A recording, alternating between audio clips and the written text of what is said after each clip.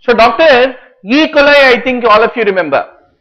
Wave 1 is 8th nerve, wave 2 is cochlear nucleus, wave 3 is olivary nucleus, wave 4 is lateral lemniscus and wave 5 is inferior colliculus.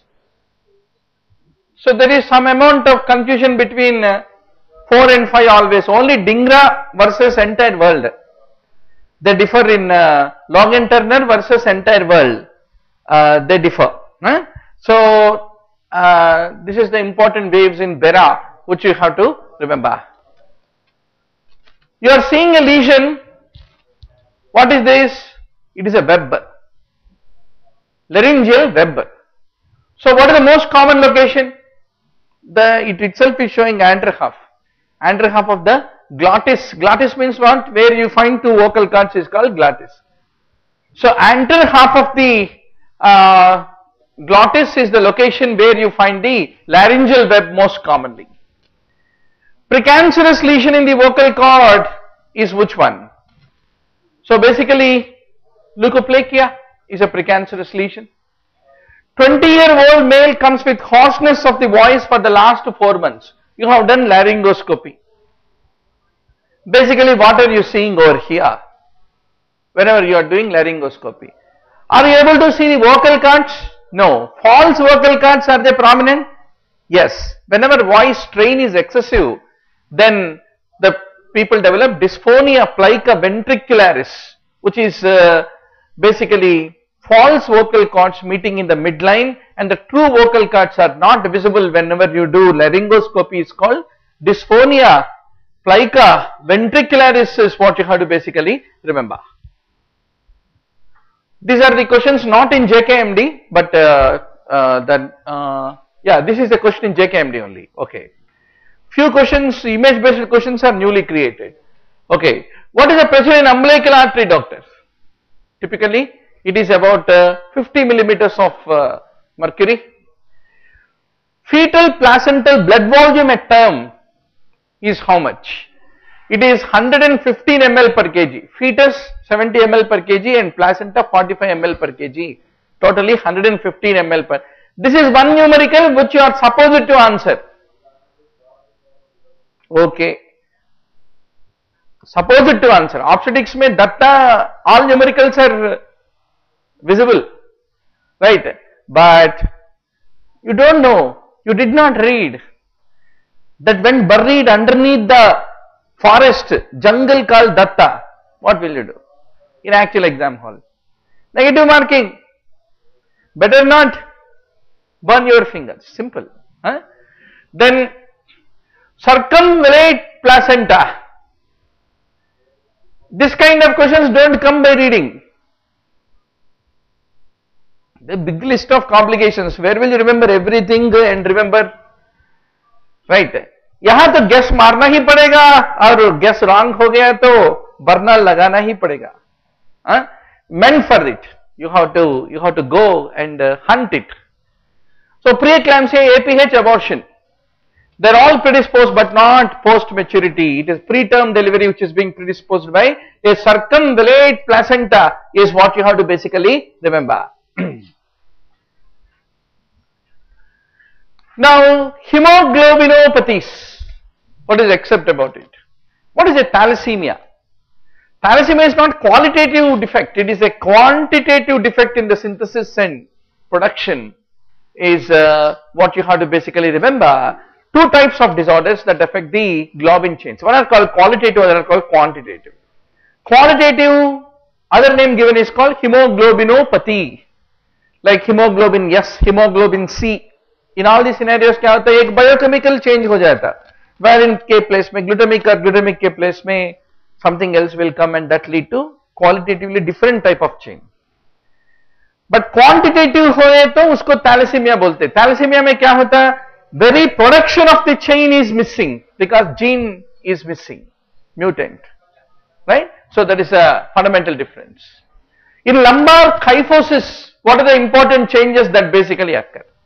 There is a shortening of the AP diameter, shortening of the transverse diameter of the inlet and outlet, and sacrum becomes wide and curved is what you have to ultimately remember. Then doctor, labor in breech.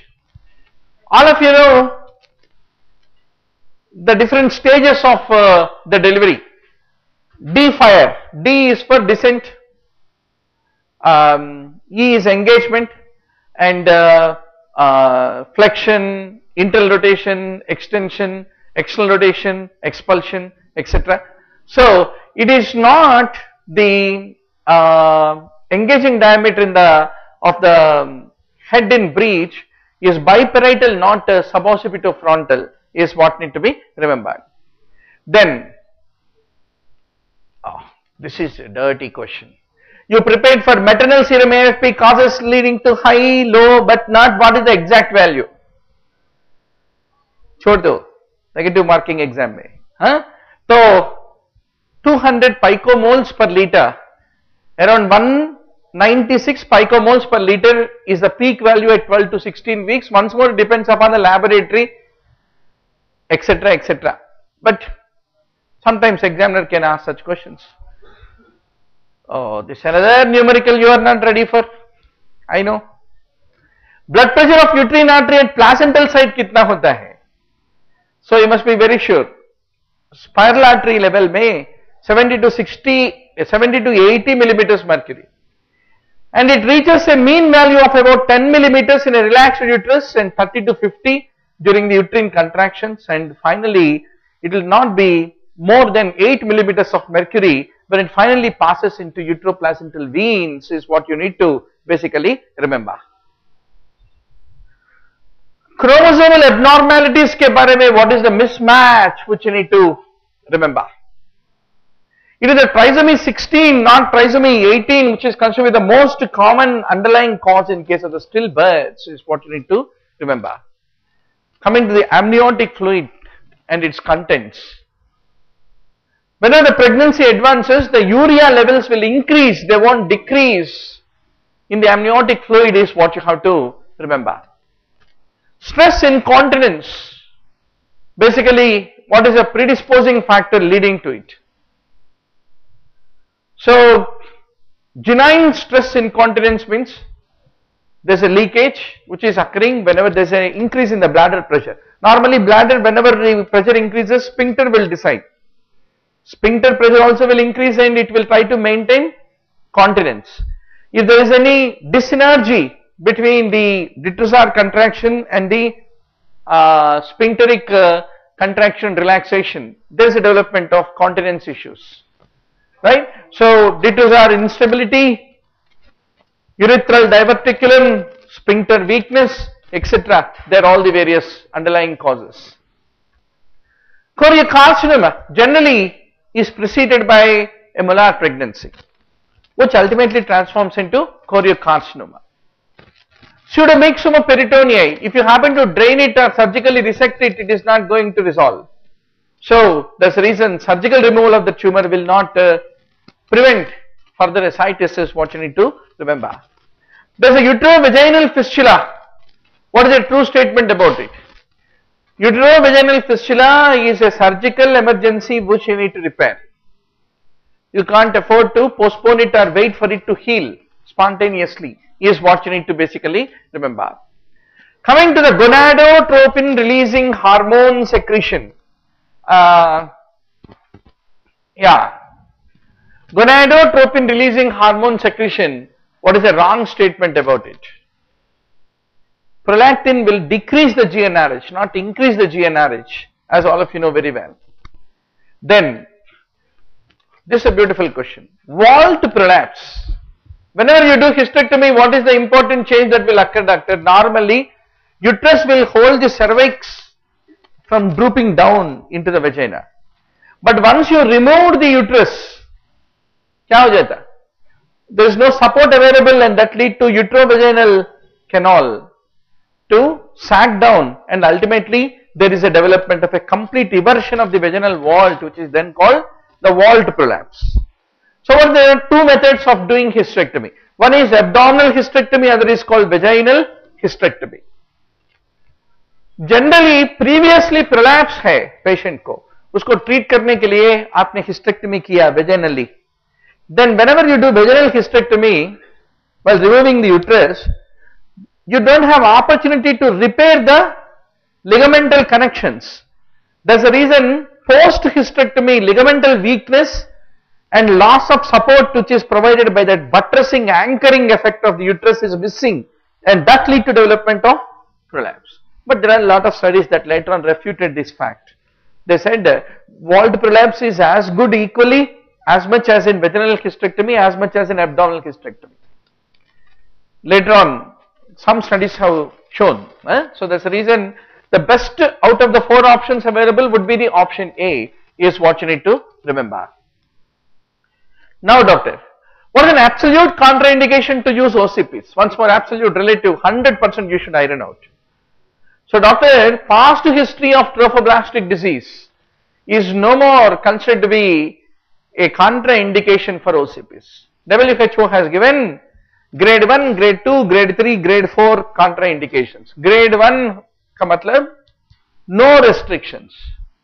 Antibiotics, benign breast disease, benign ovarian tumors, dysmenorrhea, endometriosis, epilepsy, family history of breast cancer, not personal history, family history, presence of headaches which are mild, history of ectopic pregnancy or abortion in the past, like that, history of gestational disease, trophoblastic disease is not a contraindication is what you need to basically remember.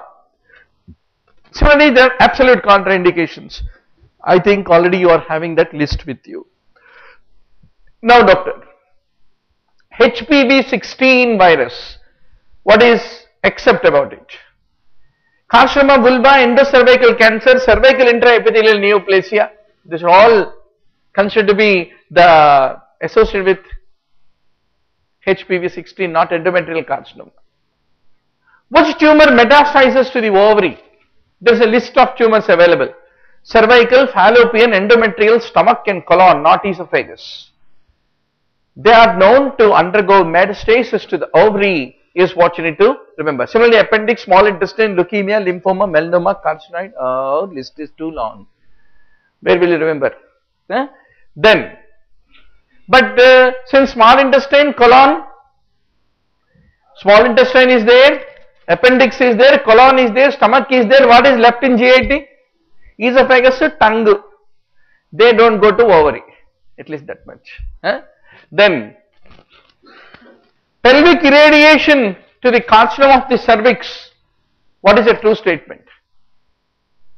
Whenever you are doing radiotherapy, always look whether there is any associated PID or salpingitis.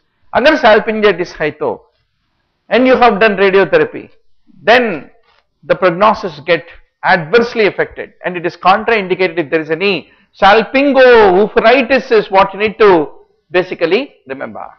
Yes, very good. Yash has rightly added up. Most common would be from stomach. Then